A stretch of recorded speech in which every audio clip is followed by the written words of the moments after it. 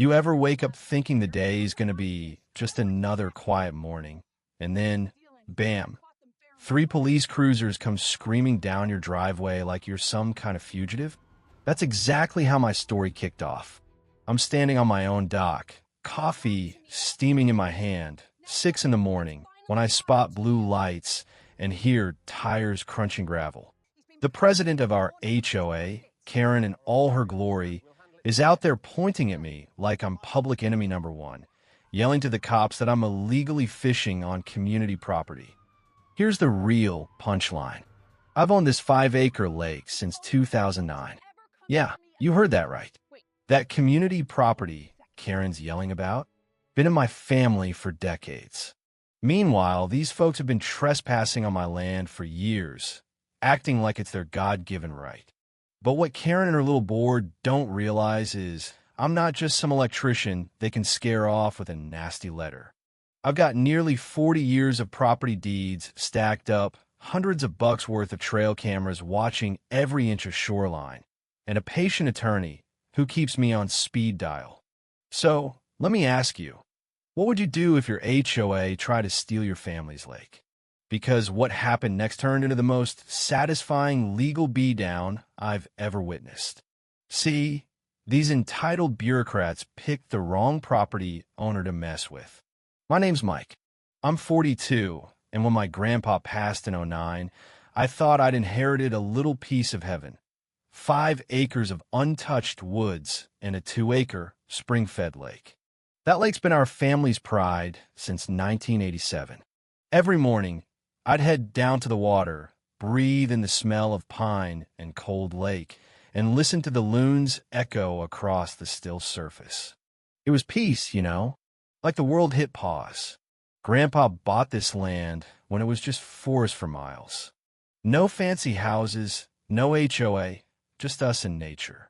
He stocked that lake with bass and bluegill, kept the springs clear, and made sure everything stayed wild and clean. I still have the original deed and every tax receipt. Never once was ownership disputed. But paradise? It draws snakes. Between 2012 and 2015, Willowbrook Estates popped up all around me, million-dollar homes and retirees looking for a resort lifestyle. Suddenly, my quiet corner was surrounded by folks who took one look at my lake and figured it was part of their amenities package. At first, it was harmless. A few neighbors asked if their kids could fish off my dock. Sometimes they bring a kayak over for a weekend paddle. I'm not unreasonable. I said sure, but always, let me know first, all right? Just basic courtesy. But that's when the complaints started trickling in. Anonymous calls to the county about mosquito problems from my lake, passive-aggressive comments at the gas station about property maintenance. Then came the beer cans, fishing lines left on my shore. And just like that, in strolls Karen Whitfield, our star villain. She blew in from California in 2019, mid-50s, perfect blonde bob, white Mercedes parked wherever she pleased. She smiled with her teeth, but never her eyes, and always had some helpful suggestion that sounded more like an order. 6 months after moving in, Karen gets herself elected HOA president. And her campaign? Community Standards Enforcement, which is HOA code for do what I say or else. First big incident, Saturday, early 2023. I'm heading down to the lake, and I hear a cordless drill whining away. There's Karen directing a couple of guys to put up no trespassing signs on my land. Her perfume hits me before she does. I ask, "What are you doing?" She flashes that smile, just clarifying boundaries for everyone's benefit, Mike. You understand? I tell her, I understand you're putting up signs on my property without permission. That's what I understand. And that's when the mask slips. There's been some confusion about public access, she says, but I set her straight. No confusion. Private property. He's come down now. She drops her voice, gets that rich lady whisper. You don't understand your position. This neighborhood has standards. Some people just don't fit. And just like that, the war's on. 2 weeks later, she shows up at my dock with 3 board members, acting like she's leading a SWAT team. Mr. Henderson, We need to discuss your ongoing violations of community standards. They hand me a cease and desist, official envelope, and everything, claiming I'm disrupting community peace and using shared recreational facilities without authorization. I laugh, thinking, you mean my lake? But Karen's got her script. Your amenities impact community property values. They're under our jurisdiction. Further violations mean daily fines, maybe a lien on your property. See, bullies count on you being too shocked to push back. But my grandpa taught me, when someone threatens your livelihood, you don't get mad, you get smart. So I tell her, I'll have my attorney review this. That weekend, I spend hours at the county office digging up public records. Best $20 I ever spent. Turns out, Willowbrook's HOA was formed 2 years after I inherited my land. An HOA can't retroactively claim control over existing properties. It'd be like starting a book club and then demanding everyone in the county follow your reading list. I hire a real attorney, drop $5,000 on the best in the business. 48 hours later, my lawyer fires off a cease and desist to them. I go on the offensive, post my deed and survey on the neighborhood Facebook group, explain the real boundaries. Support floods in. Neighbors share their own Karen stories. Karen, of course, deletes my posts, blocks me from the group, then claims I'm harassing board members. Her next move? She escalates. A city inspector shows up with a clipboard, 17 municipal code violations. He looks around and shrugs. Not sure why I'm here. Everything's fine. Apparently, a concerned neighbor called it in. He even compliments my doc. That night, my neighbor Jim calls. He's been listening in at board meetings. Mike, Karen's telling folks you threaten her. Says she's afraid to walk her dog near your place. I've never raised my voice to that woman. Jim says, you're not her only target. More people are fed up. That's when I realize it's bigger than me. Karen's built a pattern of intimidation, and I'm just the latest. So I start documenting everything. Karen keeps at it. More complaints, more inspectors, even the state wildlife folks. A friendly officer shows up, laughs when he sees my fishing rod. Let me guess. HOA dispute? Happens all the time. But then comes the fraud. Jim gets me a copy of the HOA budget, $15,000 in lake maintenance.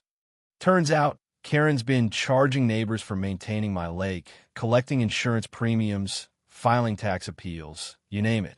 The HOA lists my lake as community property for tax breaks and insurance claims, while I pay all the real bills. That's not just petty, it's criminal. I call my attorney. This is fraud. Multiple counts. We bring in a forensic accountant. $47,000 in suspicious spending, fake maintenance, even bribes. I get a professional survey, lock down every inch of my boundaries. Karen retaliates, vandalizes my dock, files more complaints, spreads lies on social media, even targets my business. But I've got cameras everywhere. Trail cams catch her car, and 2 teenagers cutting up my dock in the middle of the night. Her voice is on 911 calls reporting fake emergencies. She tries to bribe me, offers cash and exclusive fishing privileges if I just drop my complaints. When she tries to frame me for environmental crimes, the inspectors come out, laugh, and tell me I've got one of the cleanest lakes in the county.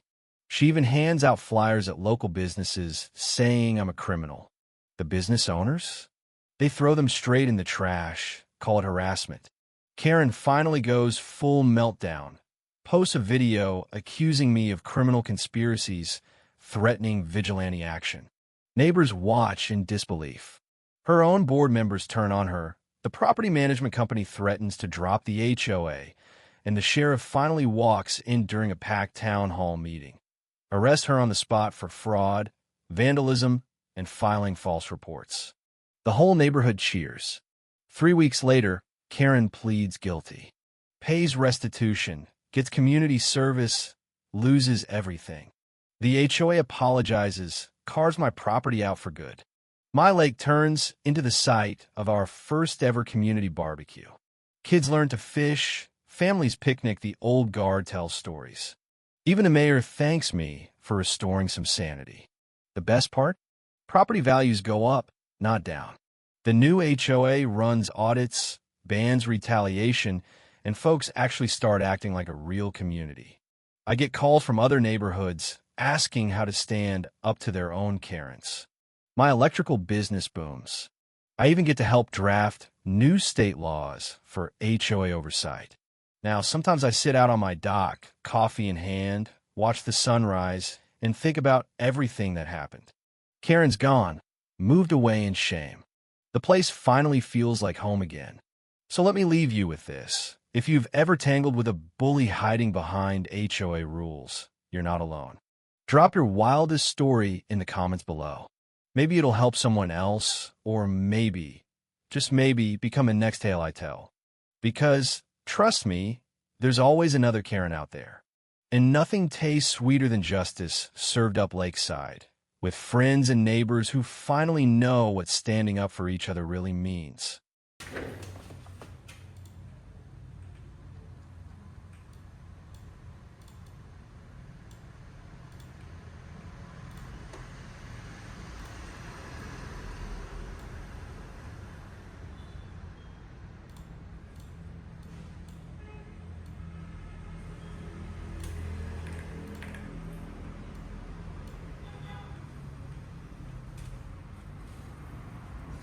Cảm ơn tất cả các bạn đã xem video.